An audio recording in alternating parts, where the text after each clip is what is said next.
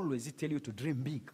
Ja zawsze mówię Tobie, aby marzyć o I wielkim. always tell you not to be like a chicken. Zawsze mówię Tobie, abyś nie był jak kurczak. Rise up. Powstań. Go in the wind like an eagle. Idź tak do góry jak orzeł. So higher and higher. Tak wysoko i wyżej i wyżej. Think big about yourself. Myśl więcej o sobie. Dream with Jesus. Masz z Jezusem. But when you have all these ambitions, Ale kiedy masz te wszystkie ambicje, but they are not surrendered in God's will, a one nie są poddane Bożej woli, you will end up disappointed. ty skończysz być rozczarowanym. So much disappointed. Bardzo rozczarowanym. Because you will want them to happen in March. Bo będziesz chciał, żeby to się wydarzyło w marcu, And God's plan is June.